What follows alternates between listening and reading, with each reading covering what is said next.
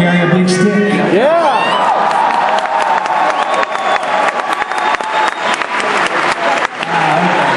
I think that's going to work. And thank you very much for coming on. David, thank you very much for that very nice introduction. And I want to tell you, David and Tabitha really worked very hard, and I am delighted with the turnout. This is very exciting. Also, I'd like to introduce a few members of my family that's with me tonight. My wife, I've been married to her.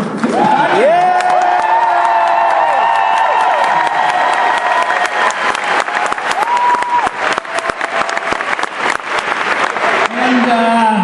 And we have two grandchildren of our 18, Lisa and Linda, are with us.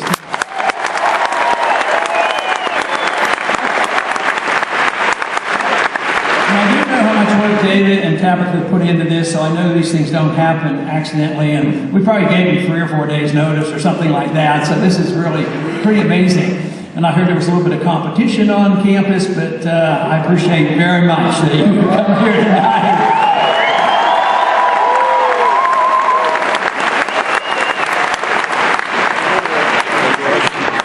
But I'm here to talk about a favorite subject. It's not complex. It's simple. It's one word. Talking about liberty. I don't think we have enough of it. I think we've lost too much of it. It was given to us by our Creator. The Constitution was supposed to guarantee it, and we did pretty well. But the last 100 years, I say it's been slipping away, in the last 50 years especially so. So there is a need for the revival of our intellectual revolution that will defend the cause of liberty. Yeah.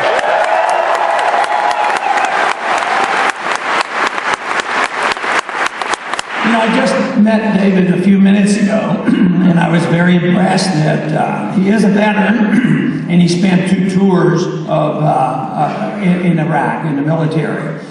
And it does remind me of the importance of our military, of course. That is one of the major functions of the federal government, is to provide a strong national defense. And that does not mean that we're supposed to be the policemen of the world, nor do we have to get...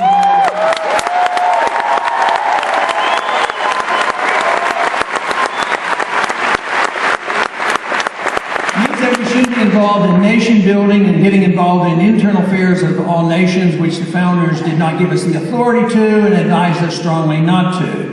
Now, David has spent enough time in Iraq to understand it. It was one of the most important issues for him to come home and decide that he would support our candidacy because it was so important to concentrate on foreign policy and change the nature of foreign policy to that of intervention, to that of national defense. That's right.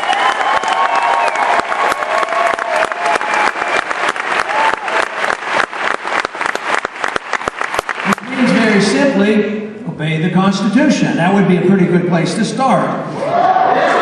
The Constitution is very clear about who should declare war. It's not the president. It was never meant that the king. We didn't like the king declaring war, and the executive branch was not given the authority to declare war. The war power was given to the Congress, to the people. And if our country needed to go to war, it was supposed to be only with a declaration of war, with the intention that you fight, you win, you defend your country, and then you come home. Right.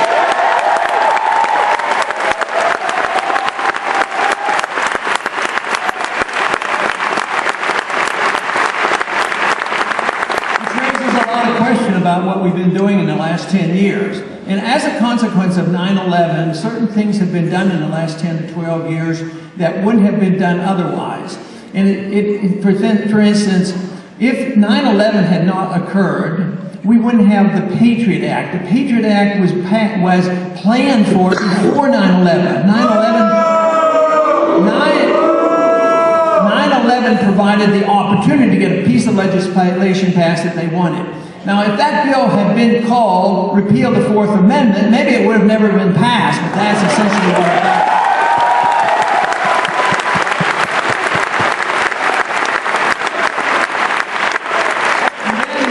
And then we when you think about what they do to us at airports, and they get this authority from the Patriot Act, once we repeal the Patriot Act, just think, the TSA will lose a lot of their authority to pod and probe and x-ray.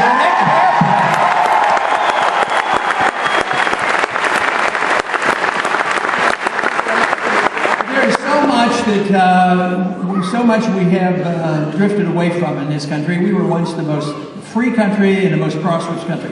It's not that way anymore. Other countries are much richer. We're the biggest debtor nation in the history of the world. And our middle class is shrinking.